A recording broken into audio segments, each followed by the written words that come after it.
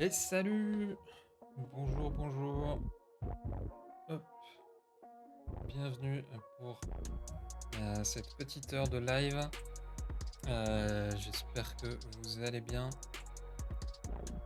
Hop. Euh, donc on est ensemble aujourd'hui pour une petite heure. On va essayer de finir pas trop tard parce que j'ai d'autres rendez-vous après et j'ai pas fini ma journée, mais c'est pas grave. Euh, alors ça fait un petit moment qu'on s'était pas vu puisque j'enchaîne pas mal de déplacements encore ces derniers temps et ça n'est pas fini. Mais je vais vous expliquer tout ça.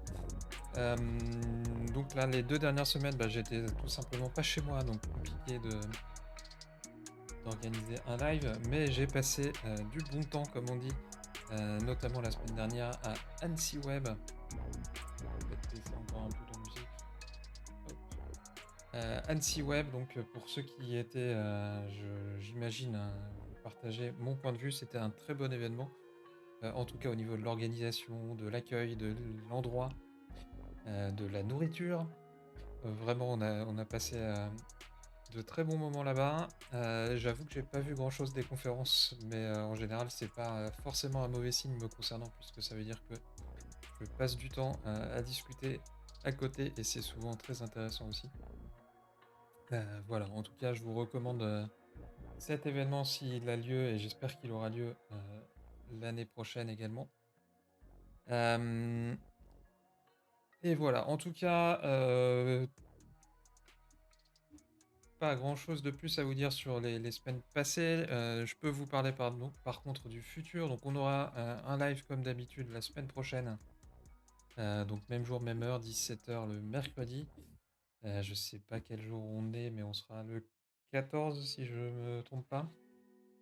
Voilà, donc rendez-vous du coup le mercredi 14 à 17h pour un nouveau live.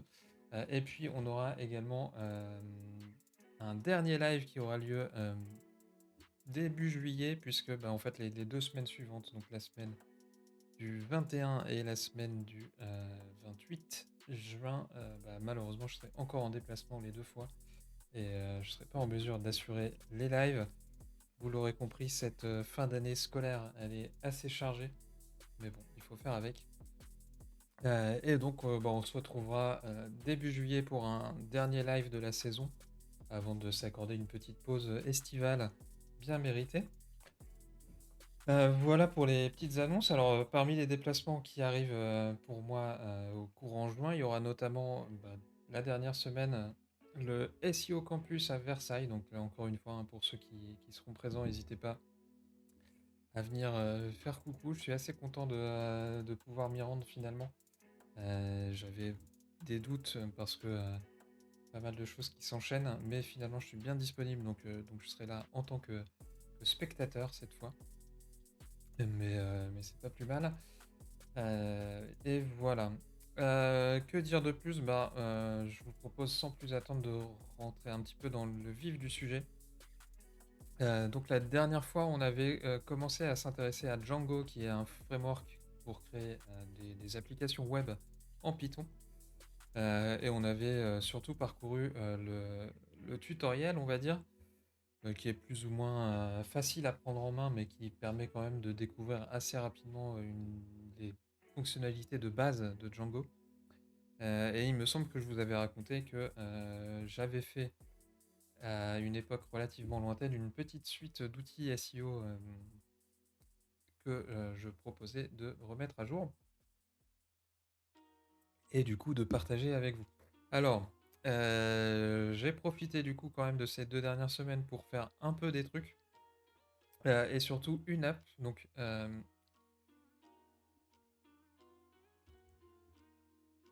hop, on va lancer notre serveur. Comme ça, je vais pouvoir vous montrer. Voilà. Donc, la dernière fois, on avait créé notre application qui s'appelle MySite, qui va héberger, on va dire, tous nos petits outils. Et puis, on avait créé un outil de sondage qui, en fait, l'outil du tutoriel de Django. Voilà, alors il n'est pas tout à fait terminé, mais ça marche. Et il manque pas réellement grand-chose, à part peut-être un petit peu de mise en forme, mais ça, on verra plus tard. Et puis, entre-temps, moi, j'ai également, alors vous pouvez voir que j'ai terminé ça en début d'après-midi. J'ai également fait un petit outil dont j'ai eu besoin ces 15 derniers jours.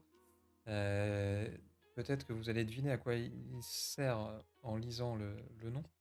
Mais c'est tout simplement un outil qui va nous permettre de générer des slugs en fonction d'une liste de chaînes de caractères. Je pense que une démonstration vaut mieux qu'un long discours. Voilà, donc tout simplement, on a un premier champ qui est un text area, donc un champ de texte où on peut mettre ligne par ligne une suite de chaînes de caractères. On envoie ça au script et puis il va nous télécharger un fichier CSV que je m'empresse d'ouvrir. Et donc on va avoir pour chaque label, donc chaque item qu'on aura envoyé, la version slugifiée, on va dire, de la chaîne de caractères. Alors comment ça marche? En fait, tout simplement, on utilise une librairie qui est relativement standard et qui existe, en tout cas, qui a des équivalents dans beaucoup de langages, qui s'appelle Slugify. Alors ici, c'est la version Python, mais vous avez un Slugify ou même plusieurs en JavaScript, en PHP, etc. etc.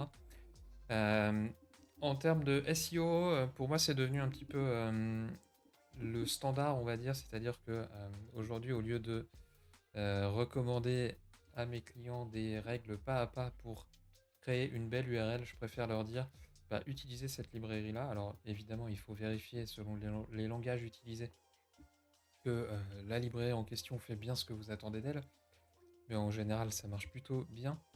Et donc cette librairie, qu'est-ce qu'elle fait? On va probablement avoir quelques exemples, mais voilà, on va prendre une chaîne de caractères un peu random, et puis on va la transformer en une chaîne de caractères qu'on peut utiliser dans une URL. Ça marche avec vraiment des tonnes de choses. On peut voir ici des caractères qui, je pense, sont du chinois, mais je ne parle pas chinois, donc je ne sais pas. Enfin bref, il y a vraiment plein de choses. L'idée, c'est de remplacer tout ce qui ne fait pas partie de l'ASCII, on va dire, donc vraiment des simples lettres minuscules, non accentuées, chiffres et tirés. Et ben tout ça, on va le remplacer par des caractères équivalents lorsque c'est possible, ou bien par des tirés, et puis on va surtout faire en sorte d'éviter d'avoir, comme on peut le voir ici, plusieurs tirés qui se suivent. Après, il y a plein d'exemples et de possibilités, mais en général, le cas standard nous va bien pour du SEO. Donc voilà, moi j'ai eu besoin de faire ça récemment pour un sujet un peu spécifique chez un client, donc je me suis fait ce petit outil-là. Je partagerai évidemment le code sur GitHub et GitLab, comme d'habitude. Je crois que j'ai un peu de retard dans l'upload des replays, mais je vais m'en occuper, ne vous inquiétez pas. Et peut-être que ça vous sera un peu utile. Alors la petite particularité ici de cette application-là, et on va regarder ça rapidement, c'est que par rapport à ce qu'on a vu la dernière fois avec l'exemple de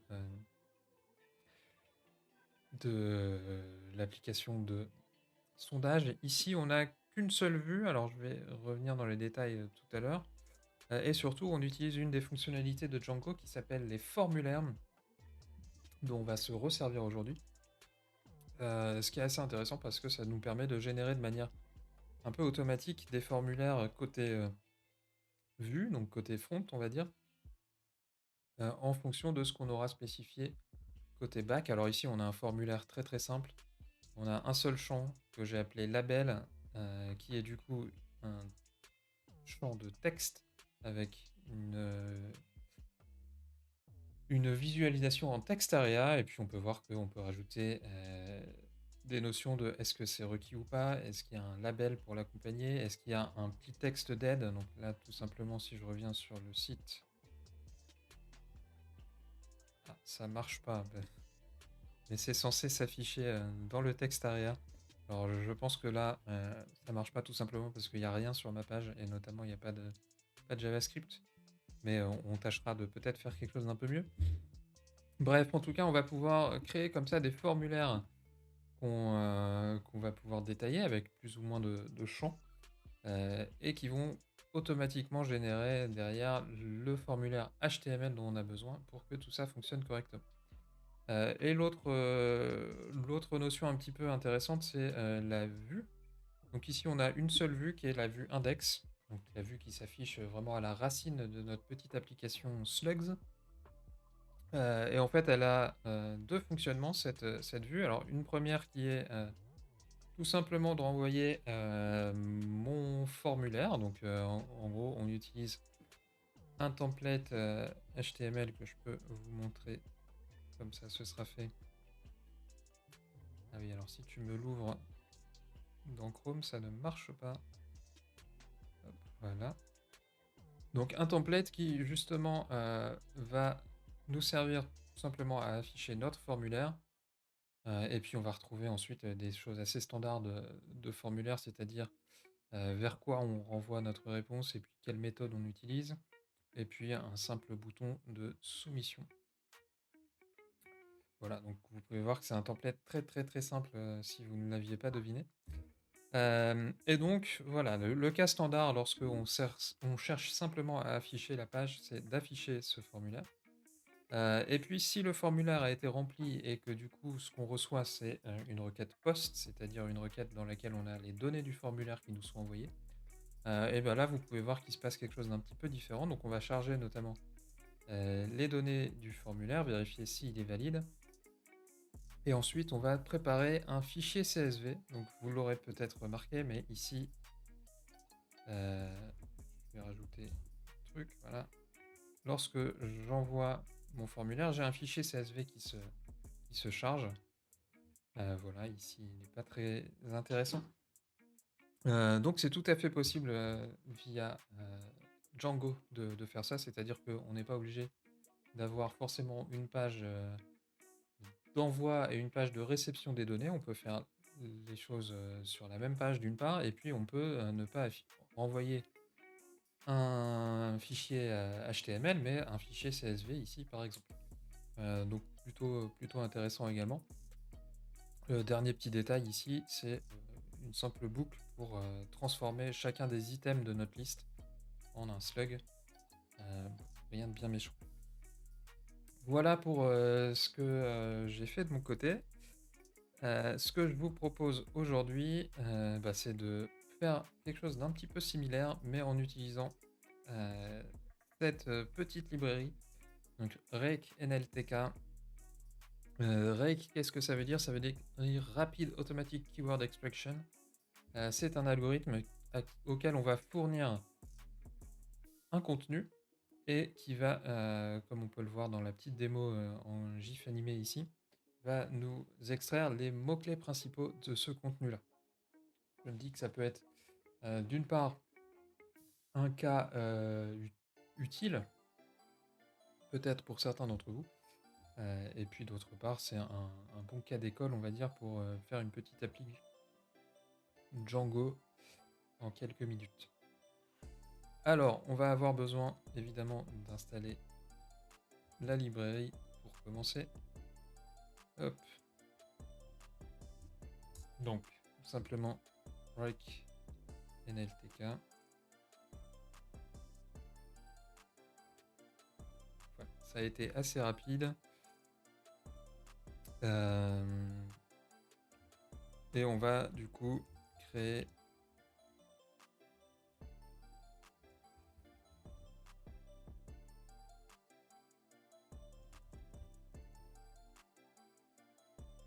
une application que je vais appeler Keywords. Je pense que c'est assez clair. Et donc dans cette application Keywords, on va essayer de travailler sur l'extraction des mots-clés. Alors les premières choses qu'on va devoir faire déjà, ça c'est un petit peu pénible, je trouve, avec Django, mais c'est comme ça, c'est qu'on va devoir mettre à jour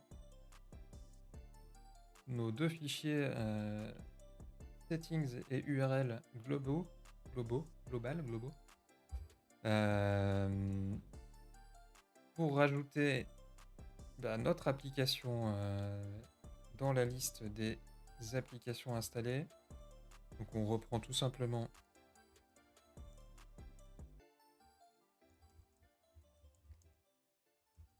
le même modèle que ce qui a déjà été fait pour Slugs et pour Pulse. Voilà, là-dessus, il n'y a pas grand-chose. Alors on verra peut-être dans le futur des manières un petit peu plus élégantes de faire ce genre de choses, mais pour l'instant, on va laisser ça comme ça. Et puis on doit faire la même chose également au niveau de nos règles de routage, donc des règles de réécriture d'URL, on va dire.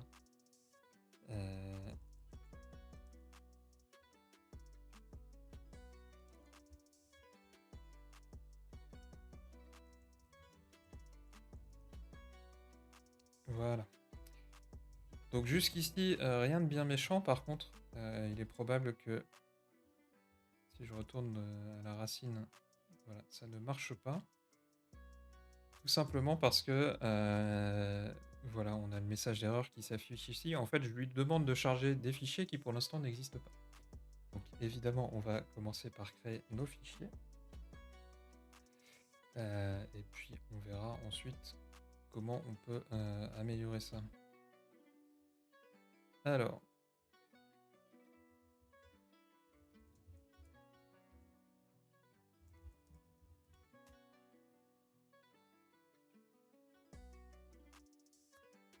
On va s'inspirer un petit peu de ce qu'on a fait pour Slugs.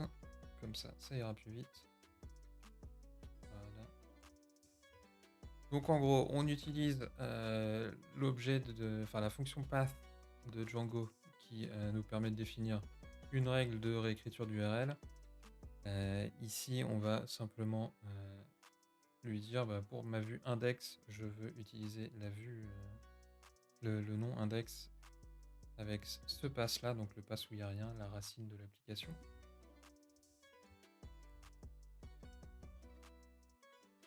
On va également du coup créer notre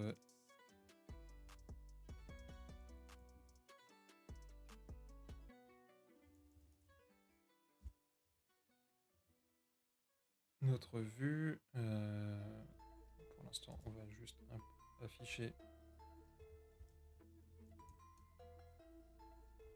Hop, voilà. Je pense que c'est pas une très bonne méthode que je suis en train d'utiliser là, mais c'est pas très grave.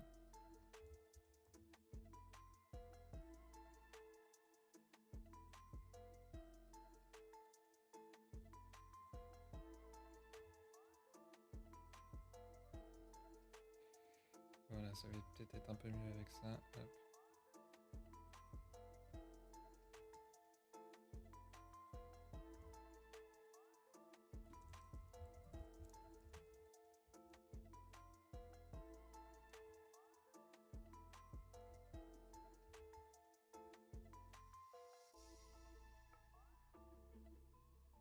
Et donc là, je devrais probablement avoir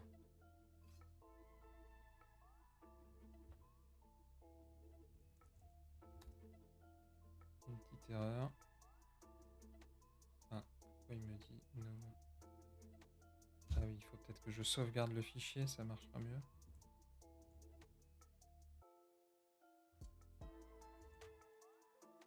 Ok. Voilà, donc là on a un message d'erreur qui a changé, mais qui est encore assez normal, puisque ce qu'on me dit c'est il n'y a pas le template keyword/index.html. Là aussi, ça fait partie des choses un petit peu lourdingues avec Django.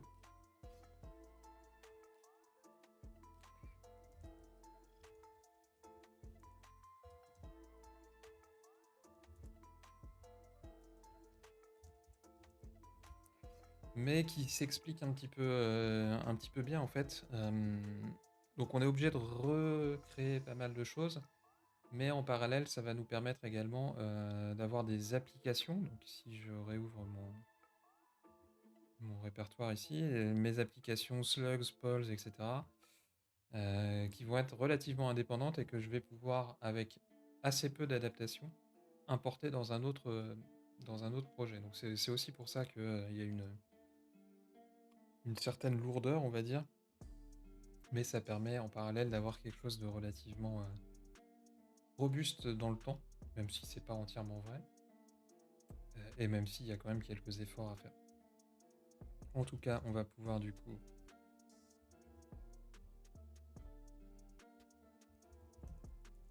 créer notre template. Et dans notre template, qu'est-ce qu'on peut afficher? Bah, peut-être la même chose en fait que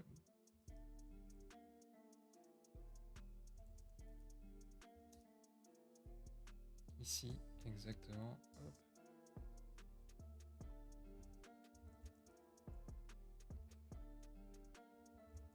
Non, par contre, on va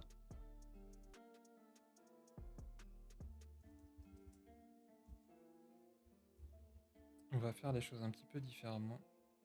Hop, dans un premier temps. Voilà.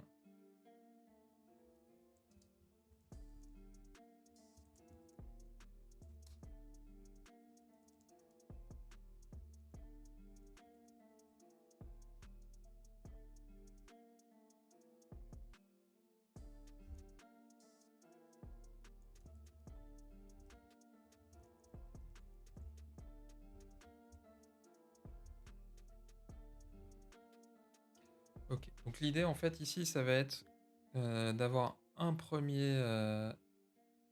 première page où, alors pour l'instant, j'ai que le bouton de soumission parce que j'ai pas encore créé le formulaire, mais où je vais pouvoir fournir les éléments que je souhaite traiter. Et puis une deuxième page de résultats qui va m'afficher les résultats de l'analyse, tout simplement. Voilà, donc par rapport à l'application que j'ai fait pour slugifier les chaînes de caractères, là je pense que c'est peut-être plus pertinent de séparer les deux. Après, on pourra voir si on a besoin de revenir en arrière ou pas. Euh,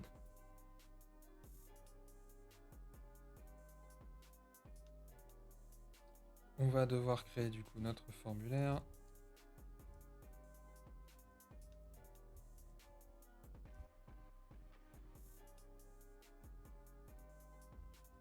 Hop, alors encore une fois, hein, on va pas trop s'embêter.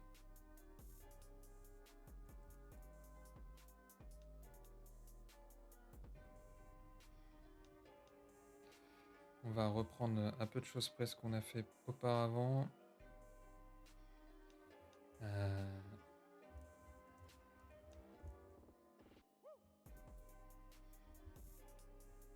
Bon, le help text, je sais pas quoi mettre pour l'instant, donc on va le laisser vide.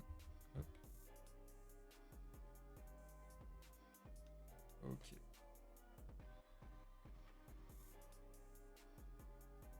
Alors ça veut dire que maintenant je peux utiliser mon formulaire ici. Hop.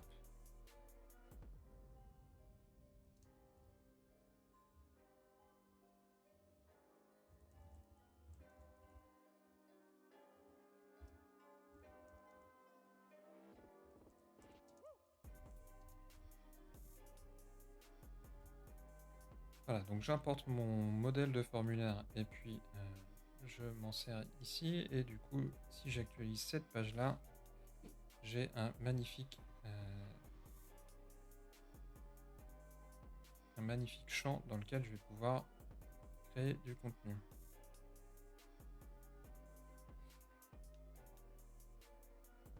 Ok.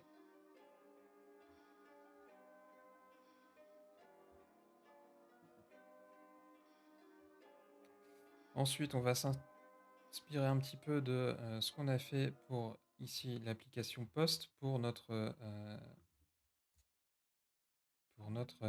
affichage des résultats. Donc, on va avoir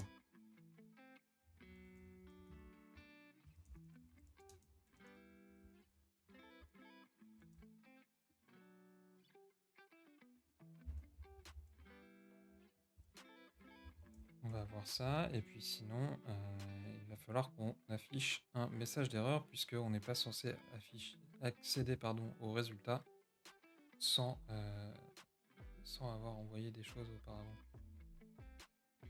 Alors je me rends compte qu'il faut que je crée aussi une vue pour...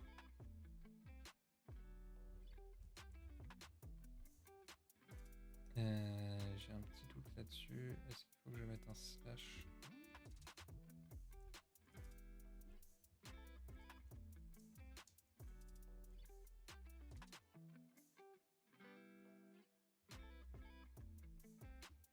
Ok, a priori j'ai pas besoin du slash de début.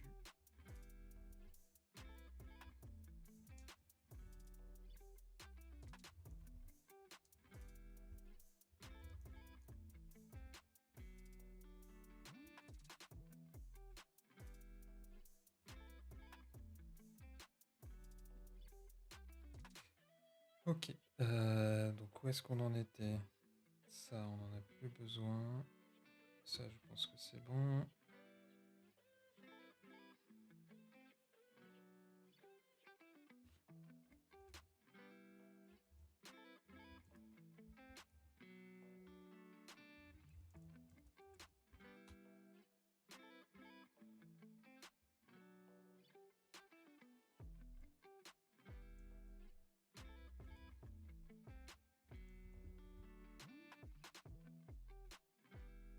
Donc là, tout simplement, si je clique sur Submit, alors évidemment, il faut que je mette quelque chose. Hop. J'affiche bien la page de résultats. Bon, on a déjà réglé une partie du problème. Maintenant, ce qui serait bien, c'est que j'arrive à afficher les données que j'ai envoyées. Alors pour ça, on va aller regarder un petit peu la documentation des formulaires de Django. Bon, il y a pas mal de choses sur l'instantiation, blablabla.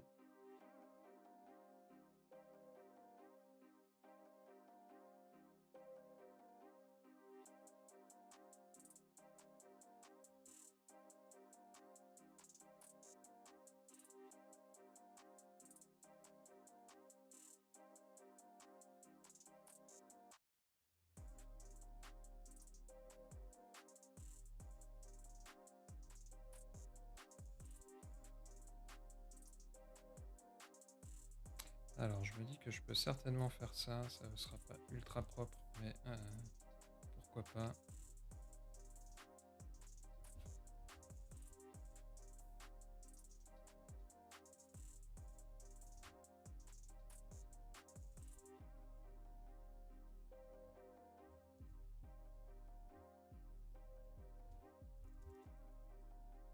Donc, en gros, l'idée ici, c'est que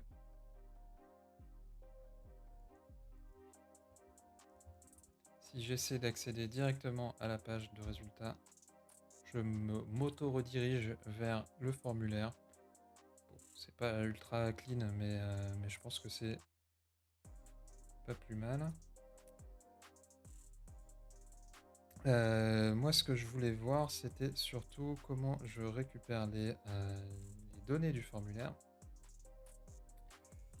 Et du coup, pour ça, donc on va devoir créer un objet formulaire. Hop. Notre formulaire, c'est un keywords form. Et dans cet objet, alors on peut utiliser cette fonction-là qui est plutôt pratique puisqu'elle vérifie automatiquement si tous les champs qui ont été soumis sont valides par rapport à ce qu'on aura défini comme règle ici, évidemment.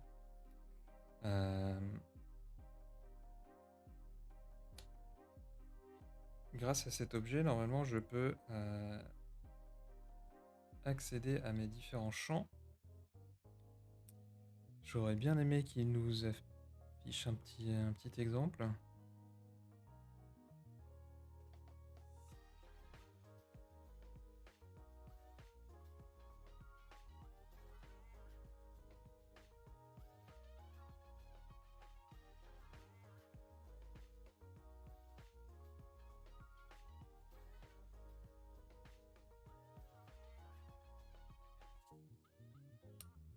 Tout ça, c'est le rendering. C'est pas ce qui nous intéresse pour l'instant.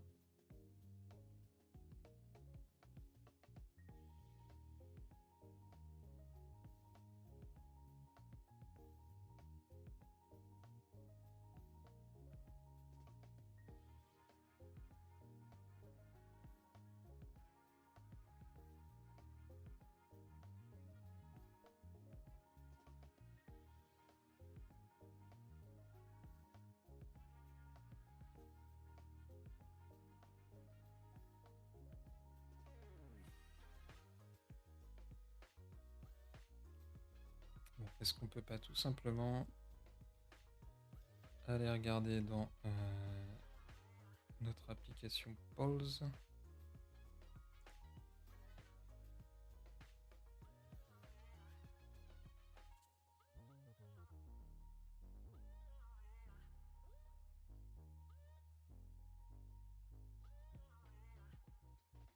Ok.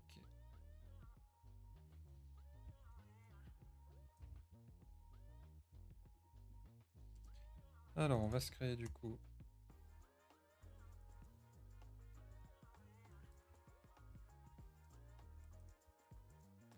Je l'ai appelé comment mon...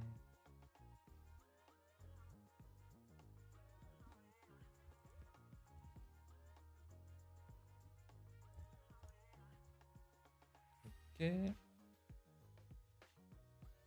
ce qu'il faut, c'est aussi que je regarde comment on affiche.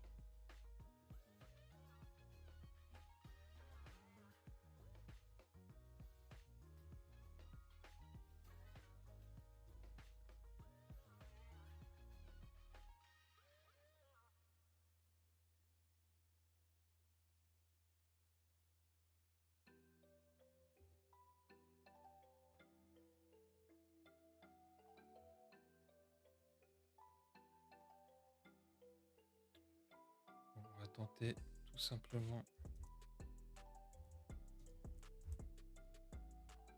comme ça. Hop, si j'envoie Toto.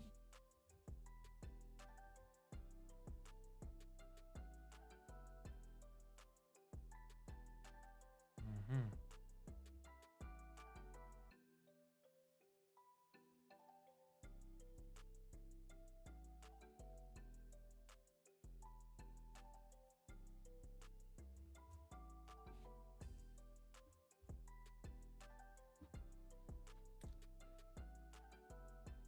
Alors, a priori, j'envoie pas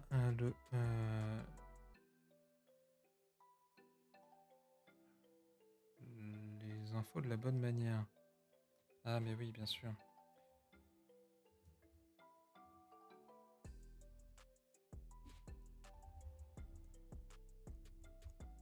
Voilà. Est-ce que là, ça marche mieux?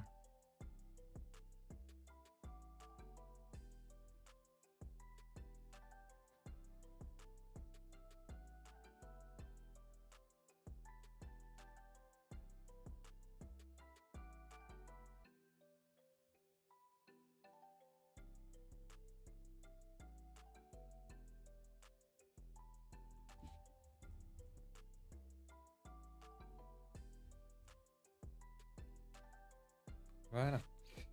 Donc, pour l'instant, on a quelque chose de très très simple. On a simplement affiché notre texte envoyé. Voilà, donc, pas ultra intéressant, mais c'est déjà un début. On va pouvoir passer à quelque chose d'un peu plus intéressant.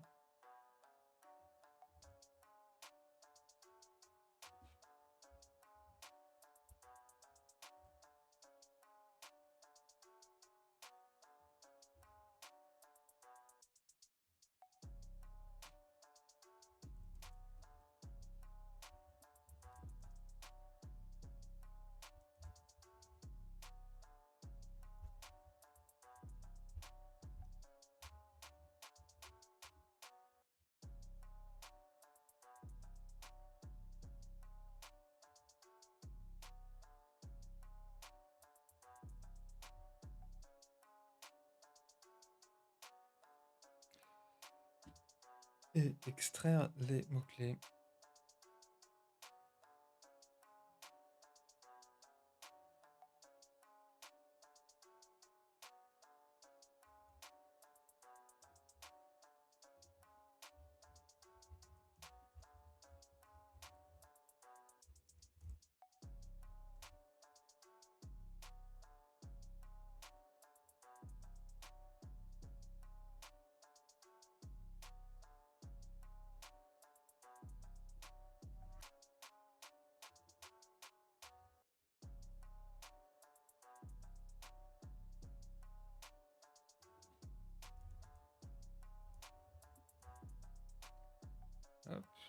Est-ce que ça marche? Alors on va peut-être aller chercher un petit texte un peu plus complet. Hop, les gravures de Rembrandt. Hop. Allez.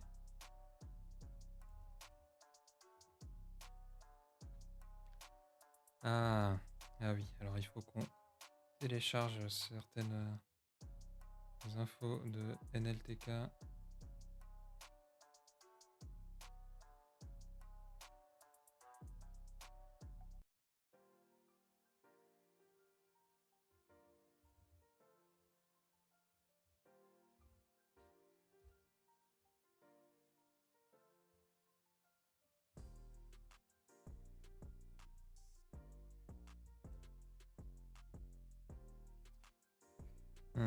Ça ne marche toujours pas. Pourquoi ça ne marche pas?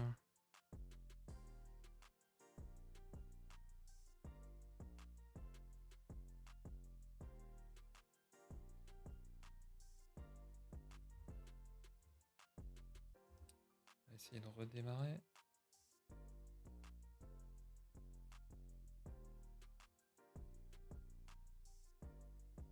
Ah ok, il nous manque celui-là aussi.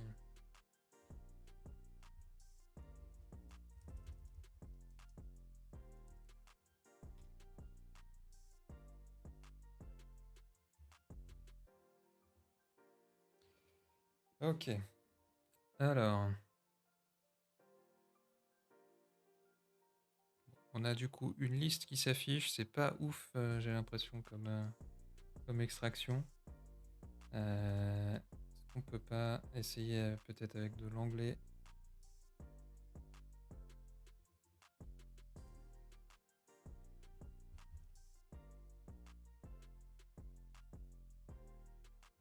Michoacán.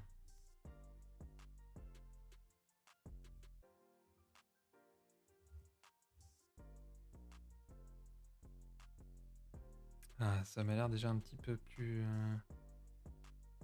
plus pertinent comme extraction. Alors. Très bien. Voyons comment on peut transformer cette liste en une liste à puces, on va dire.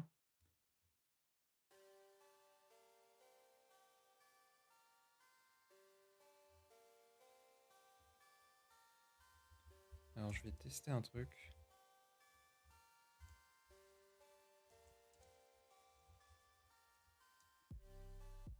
Parce que de mémoire ça marche.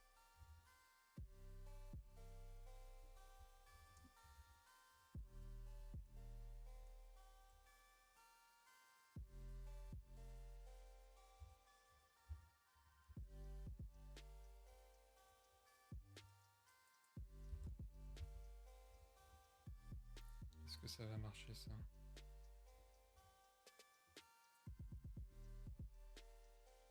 Eh oui, ce serait trop simple. Tac, tac, tac.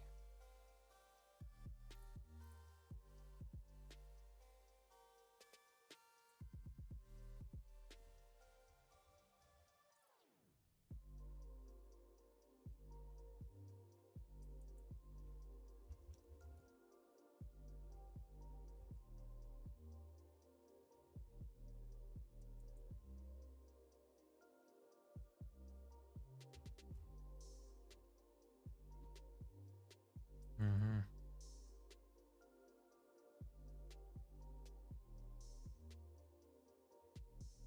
Bon, on va essayer de demander à Google de nous aider.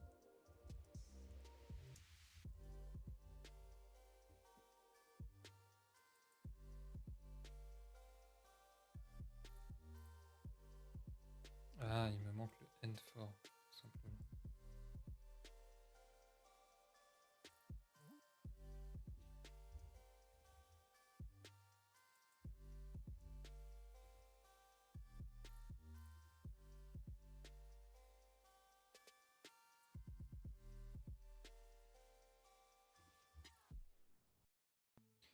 Et j'imagine qu'il manque le NDIF aussi.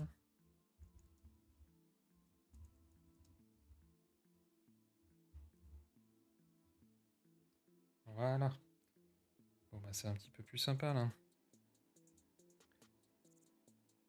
Voilà, donc on a du coup notre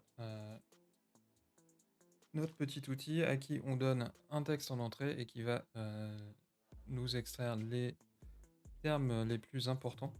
Alors je vous laisserai aller détailler les subtilités, on va dire, de l'algorithme Rake. Mais du coup, c'est pas simplement les termes les plus fréquents, hein, ça va un peu plus loin que ça. C'est ce qui fait que c'est peut-être pertinent. Alors, il y aurait d'autres moyens peut-être de faire les choses et on pourrait d'ailleurs compléter en allant peut-être sortir les 1, 2, 3 grammes de manière assez simple. Moi, ce que j'ai envie de faire au lieu de ça, c'est plutôt de fournir, plutôt qu'un champ de texte, bah, tout simplement une URL à notre outil. Alors pour ça, on va installer notre ami request.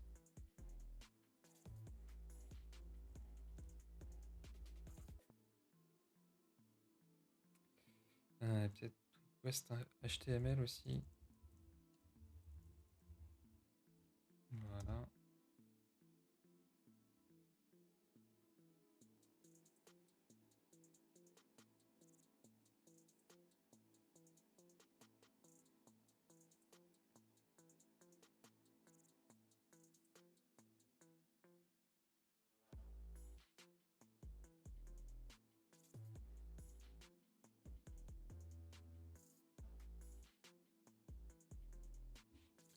C'est un petit peu long.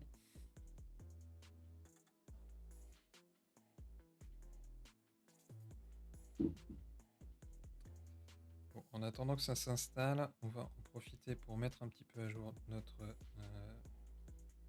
code.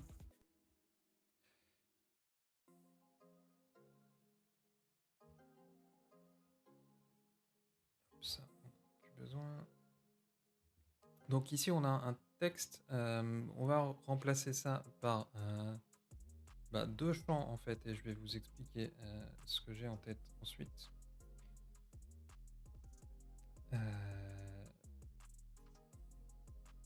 Moi, ce que je veux, c'est créer un champ URL et puis un champ dans lequel on va indiquer peut-être le XPath ou la classe CSS de ce qu'on veut extraire comme contenu.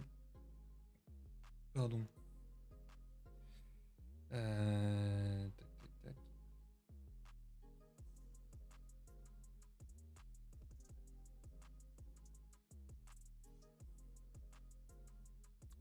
Alors, ce que j'aimerais bien, c'est avoir la liste des types de champs qui existent.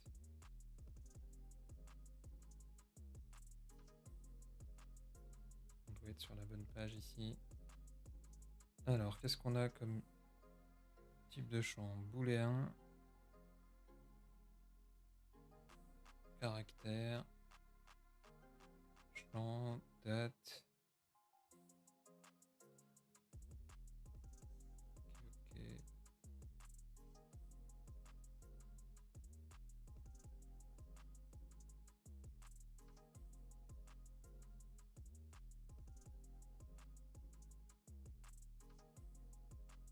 Ah, ça c'est intéressant, on peut mettre carrément un champ d'expression régulière.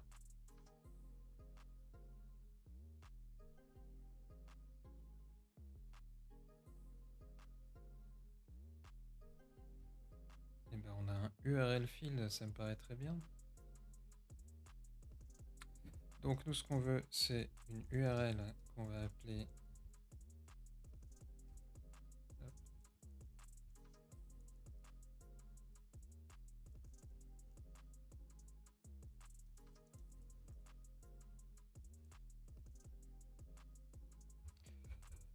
et puis on va également on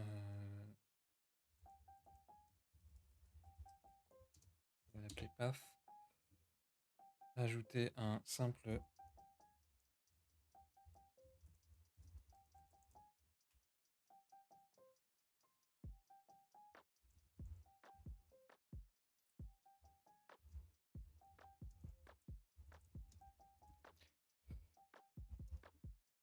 voilà, donc un XPath qui va nous permettre d'indiquer le chemin vers le contenu principal de la page et je pense qu'on peut lui fournir carrément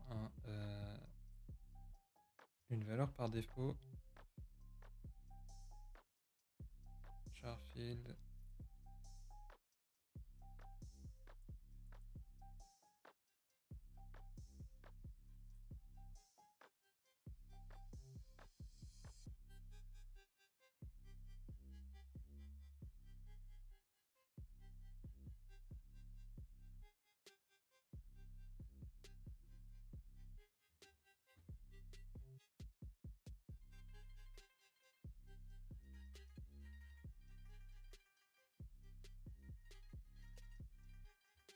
Bon, ça n'a pas l'air possible facilement.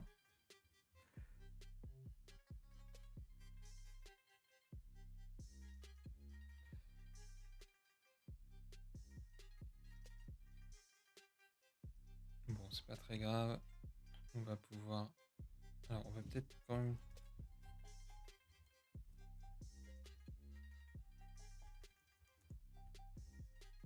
On va essayer avec ça. Donc, en gros, l'idée, c'est que si notre champ XPath, il est vide, on utilise body. Voilà, c'est pas ouf, mais au moins, on aura une valeur par défaut. Alors déjà, qu'est-ce que ça donne sur notre formulaire? Peut-être que j'ai pas sauvegardé. Si.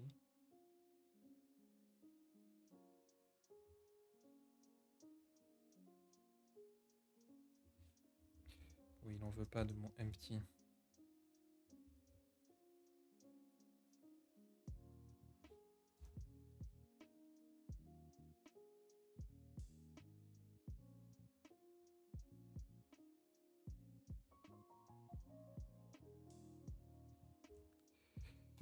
On va redémarrer le serveur. Hop. Voilà.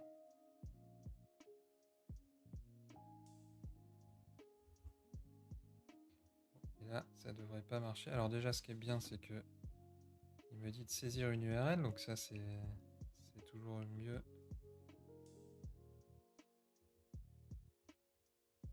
Ah.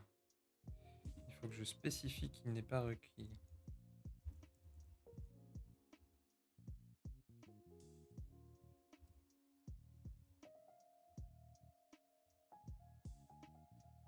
Ok.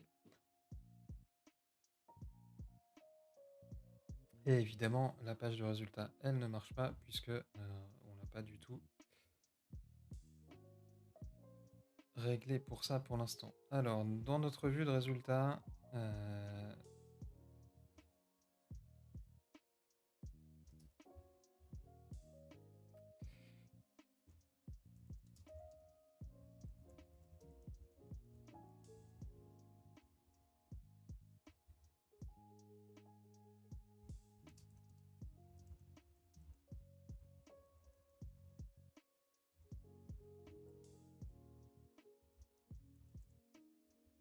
hop, voilà.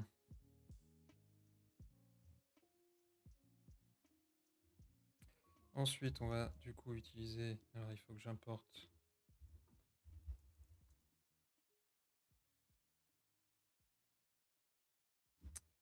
Je ne me rappelle jamais de la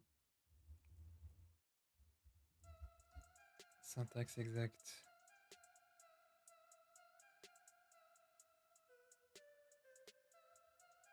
Voilà, c'est ça que je veux faire.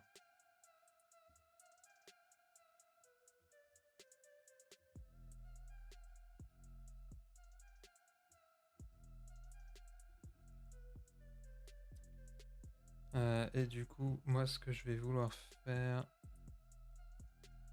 c'est utiliser du XPath.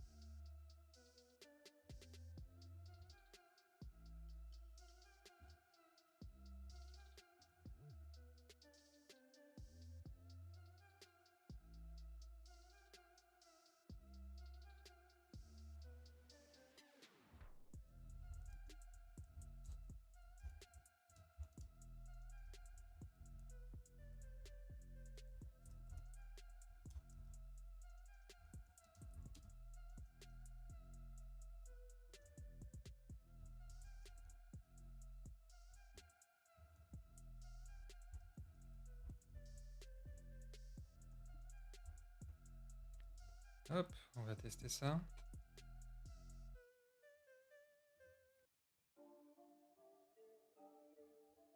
Hop.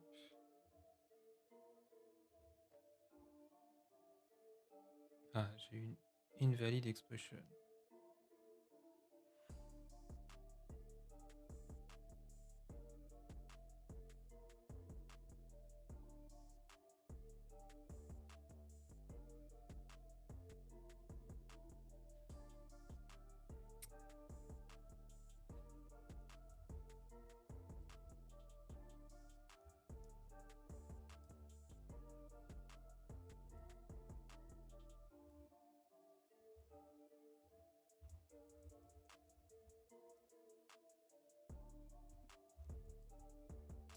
Alors je vais simplement afficher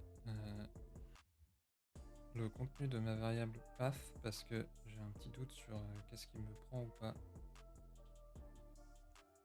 Et ok, donc il n'y a rien en fait.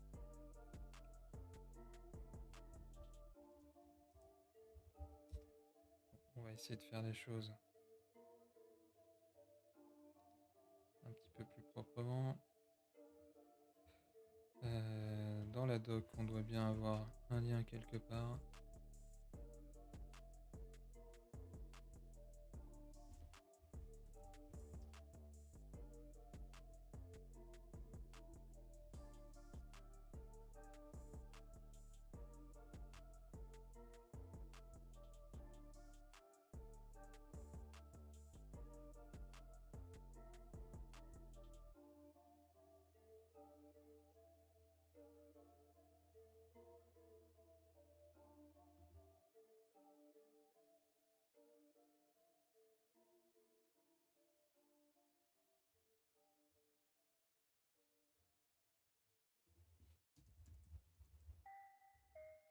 Hop, voilà. Est-ce que ça marche mieux?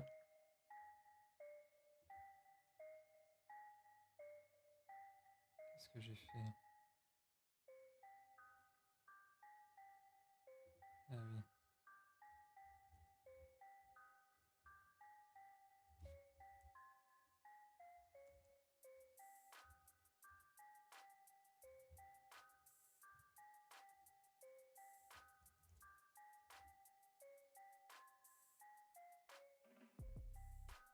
Ok, donc on va faire autrement parce que ça n'a pas l'air de marcher.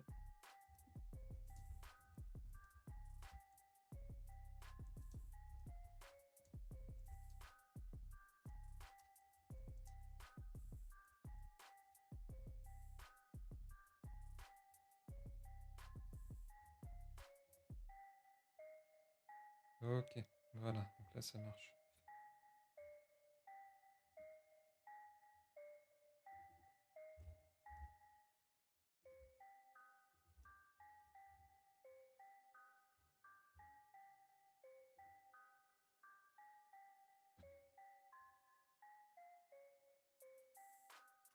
Alors, on a un dernier petit souci, je pense, c'est qu'on envoie une liste d'éléments via notre XPath, alors que ce qu'on veut, c'est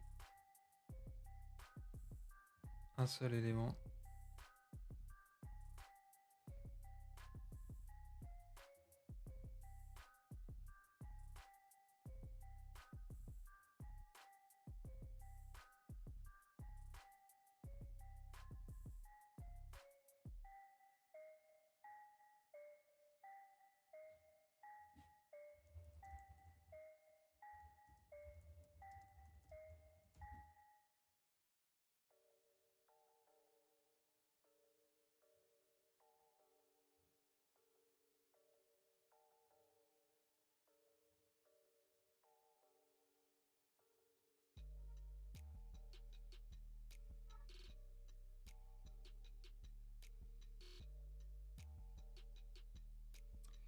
Alors, je vais essayer de faire un truc un peu crado. Est-ce que si je fais ça, ça marche? Eh oui, ça marche.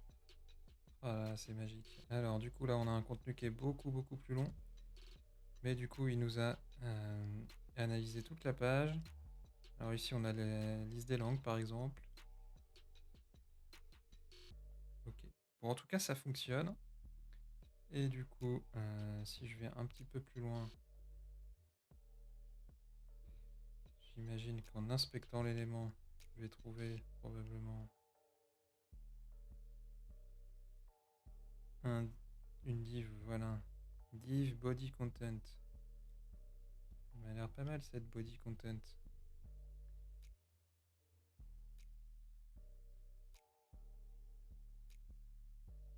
Ça englobe les références, les liens externes, les catégories. Bon, ça m'a l'air pas trop mal.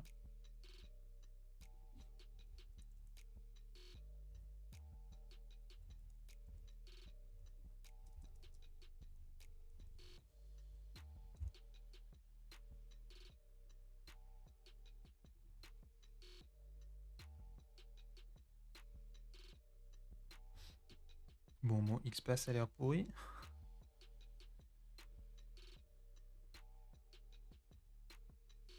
Hop, copier le XPath. Qu'est-ce que ça nous donne le XPath de ça?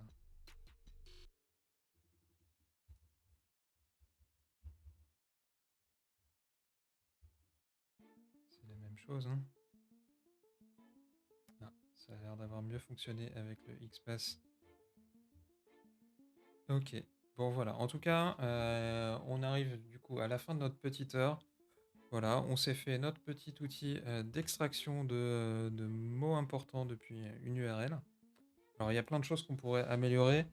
Je pense que déjà on peut simplement virer dans notre template l'affichage des keywords bruts.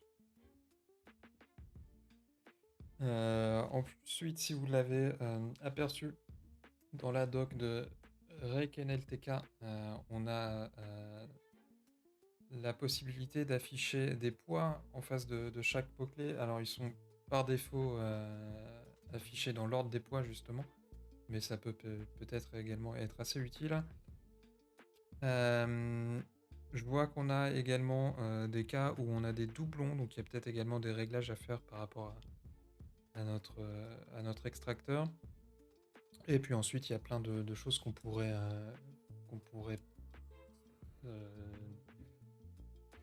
s'offrir d'améliorer, notamment peut-être ajouter d'autres extracteurs, essayer de faire de l'extraction automatique du contenu principal de la page plutôt que de fournir un XPath, puisque bah, y a des librairies qui proposent ça également.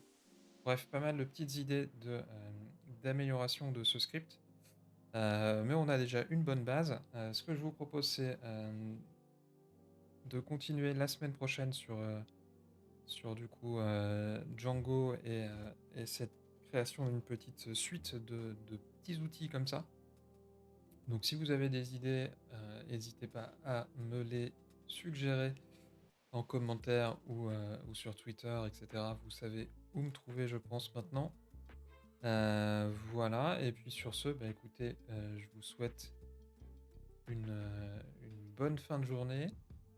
Je vous dis à la semaine prochaine, du coup, et puis à très bientôt.